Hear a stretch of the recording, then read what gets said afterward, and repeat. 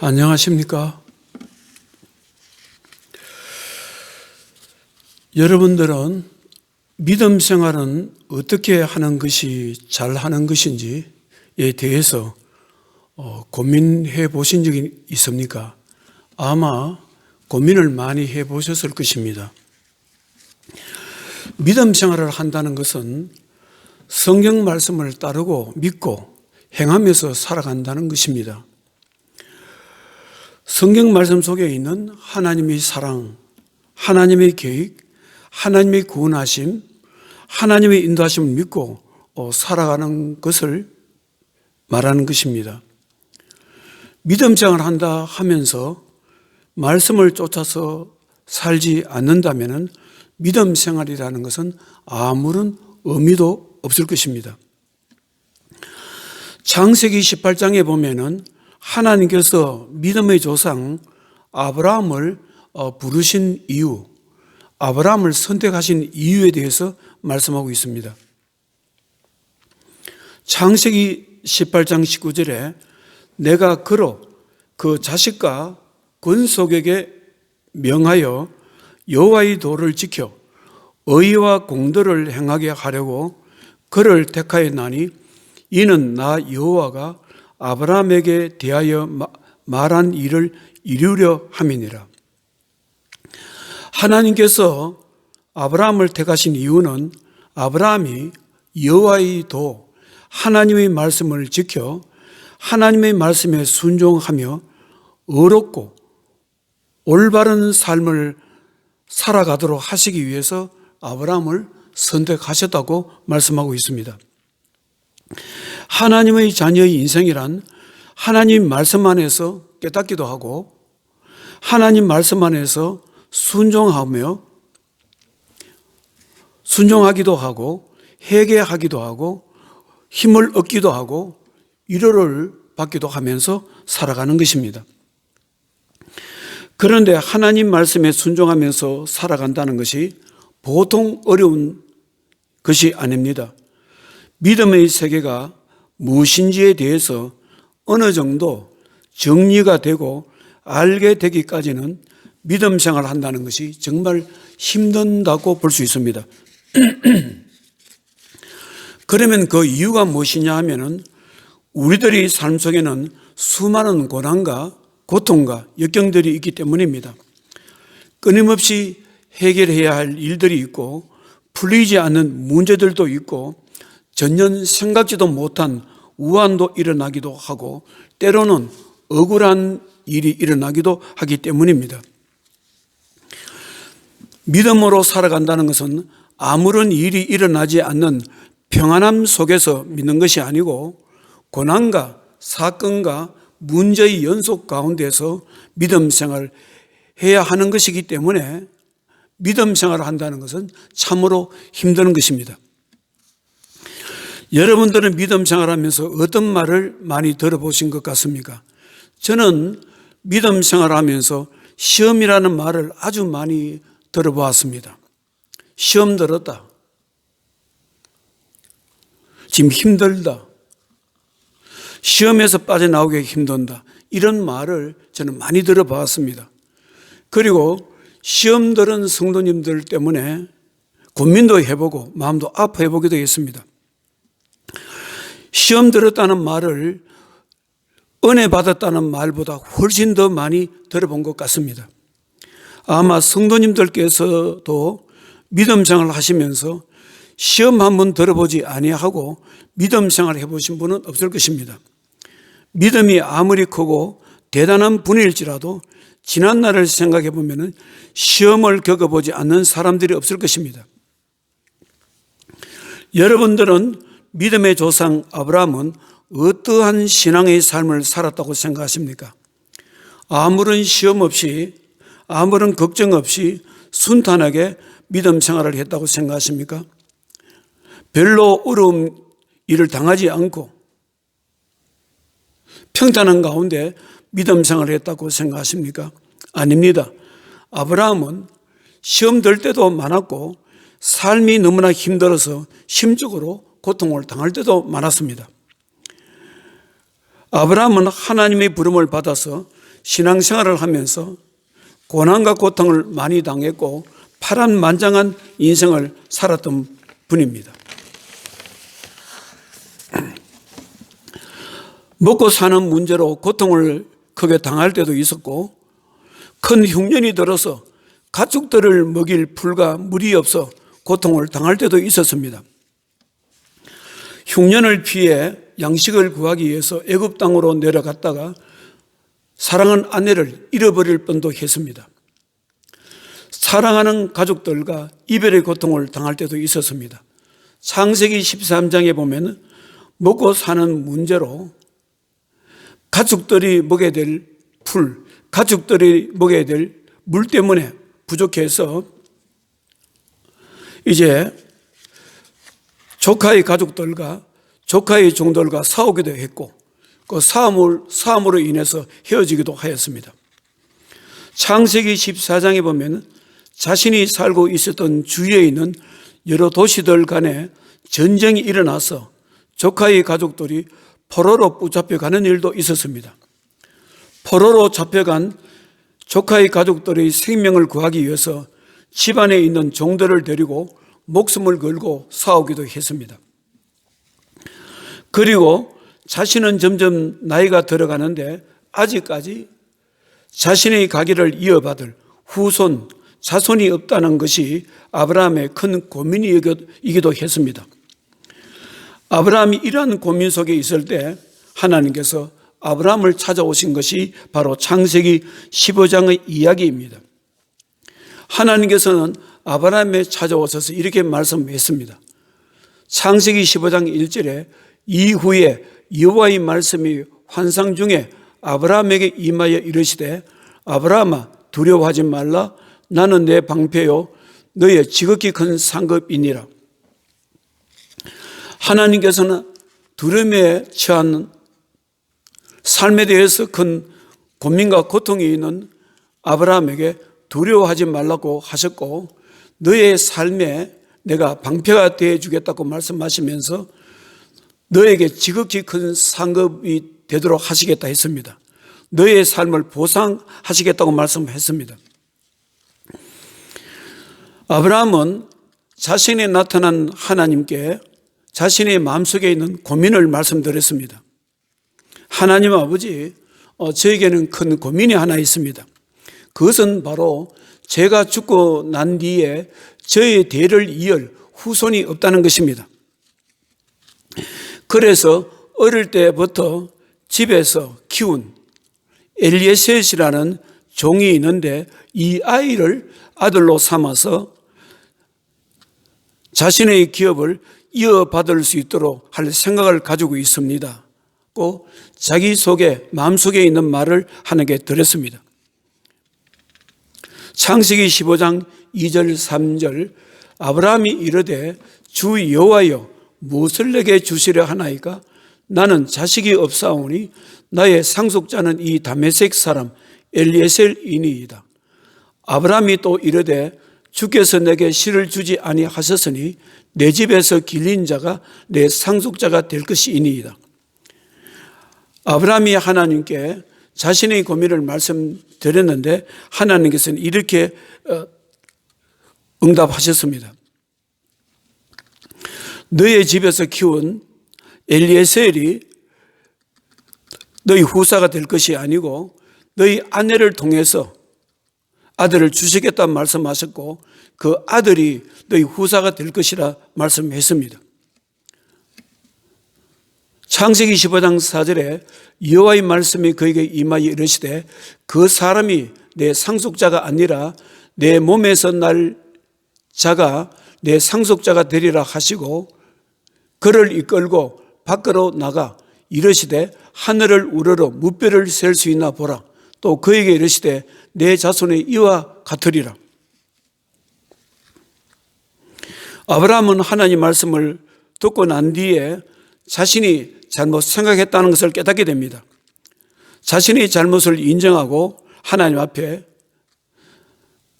하나님 말씀을 다시 한번 믿어보겠다고 말씀드립니다. 그것이 바로 창세기 15장 6절에 있습니다. 아브라함이 여호와를 믿으니 아브라함은 하나님께서 자신에게 아들을 주신다는 말씀을 믿었습니다. 이 믿는 믿음을 보시고 하나님께서 여호와께서 그를 이를 그의 의로 여기시고, 하나님께서는 아브라함의 이러한 신앙 모습을 보면서, 이러한 결단을 보면서 아브라함의 믿음이 어렵다고 말씀하셨습니다. 어렵다는 것은 올바르다는 말씀입니다. 잘했다는 말씀입니다. 하나님께서는 아브라함의 믿음을 인정하신 것입니다. 그리고 다시 한번 지금 살고 있는 가나안 땅을 너와 너희 후손들에게 살 수 있는 기업으로 주시겠다고 약속하셨습니다.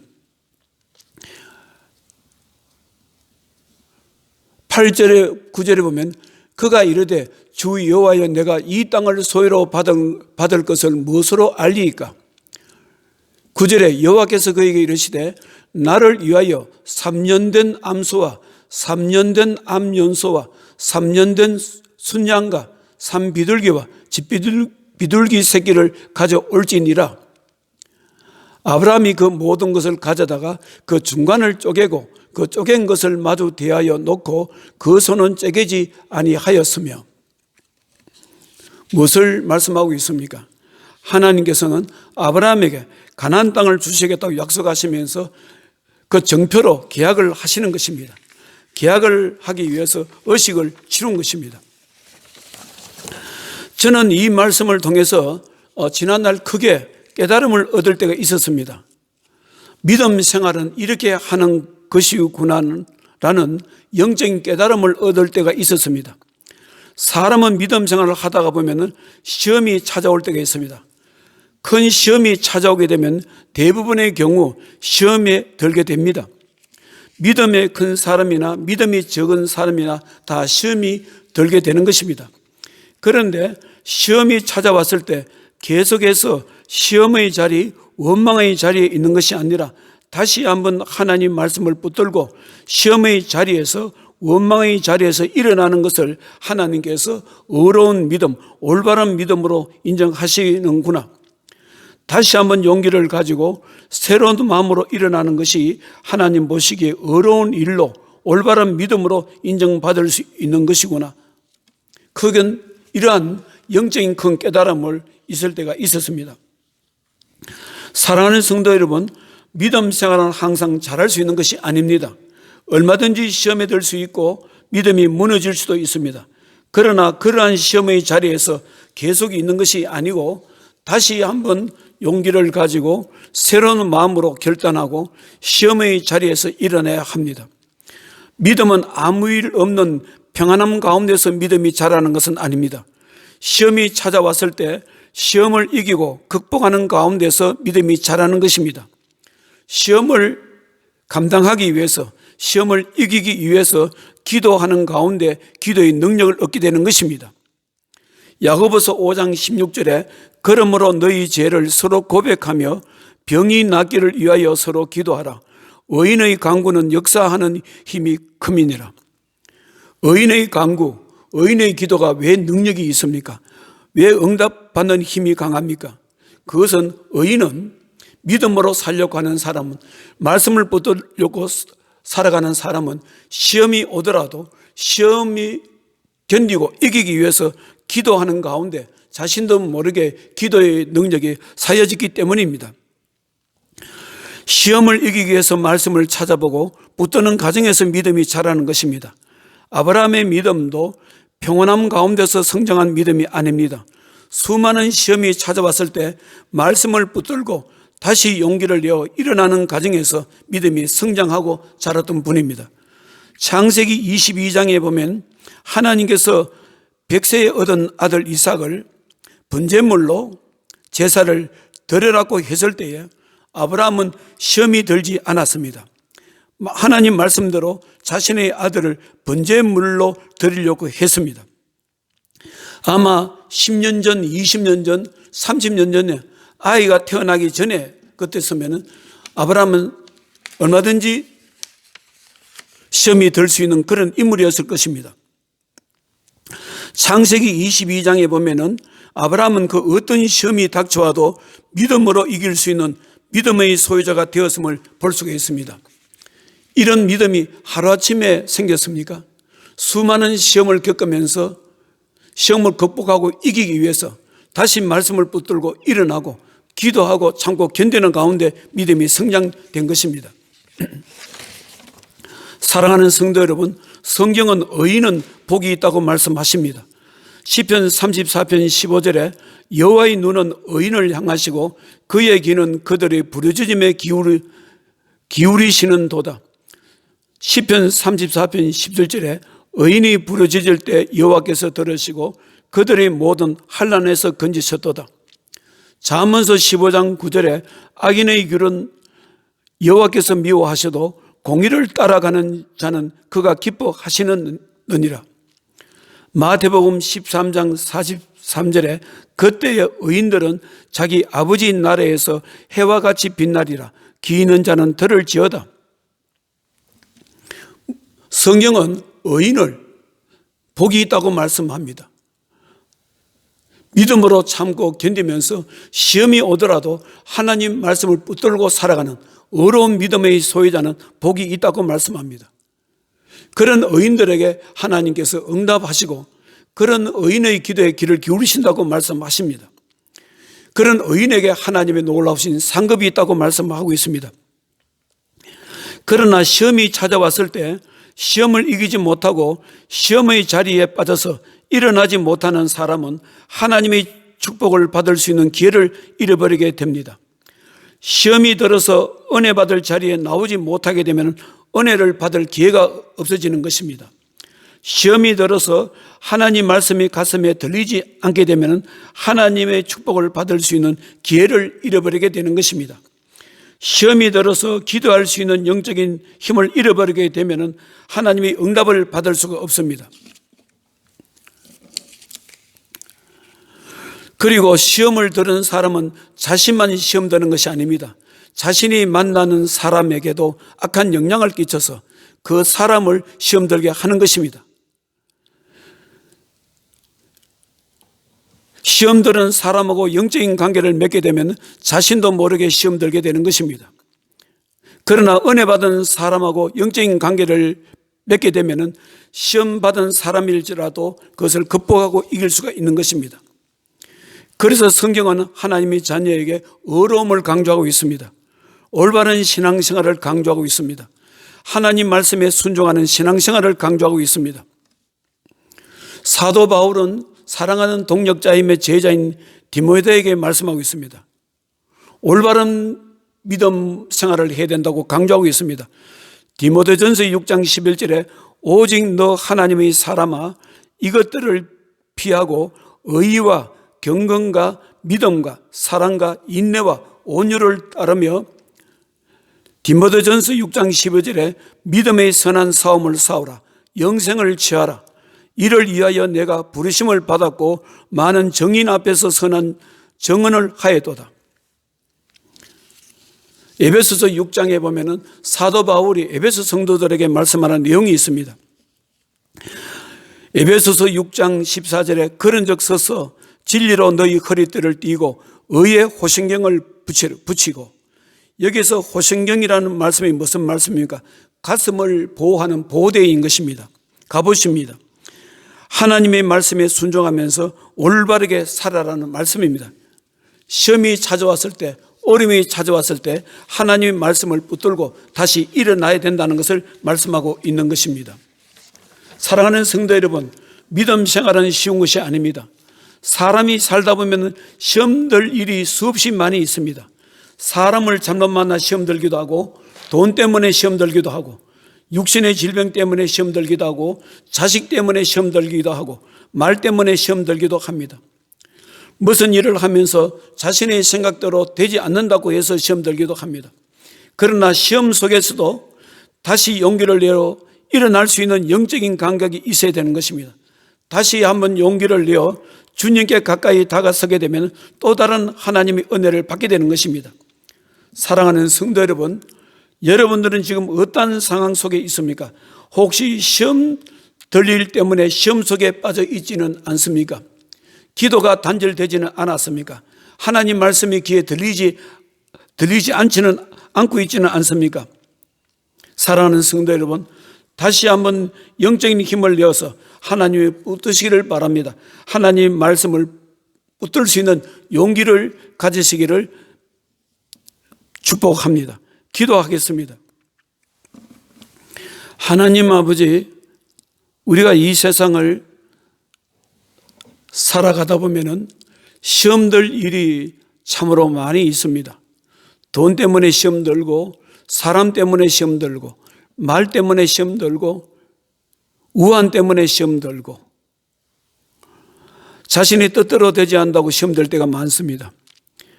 시험의 자리에 있을 때가 많고 하나님을 원망하는 자리에 있을 때 많습니다. 시험의 자리에서 기도가 단절되고 하나님 말씀이 들리지 않을 때가 있습니다. 하나님, 아브라함에게도 그럴 때가 있었지만 하나님 말씀을 다시 붙들고 일어났습니다. 아버지 하나님, 사랑주의 백성들의 은혜를 베풀어 주시옵소서. 이 말씀을 듣는 모든 성도님들에게 은혜를 베풀어 주시옵소서. 시험에 든 사람이 있습니까? 다시 하나님 말씀을 붙들고 일어나기를 원합니다. 그런 축복을 허락해 주시옵소서. 시험에 든 주의 백성을 불쌍히 주셔서 성령님 부어주시고 성령님의 도우심으로 기도할 수 있는 힘, 기도를 회복할 수 있는 은혜를 베풀어 주시옵소서. 아버지 하나님이여, 시험 들수록 더 가까이 나가길 원합니다. 시험을 극복하면서 우리의 믿음이 새로워지기를 원합니다. 믿음으로 승리하기를 원합니다. 예수님 거룩하신 이름으로 기도드리옵나이다. 아멘.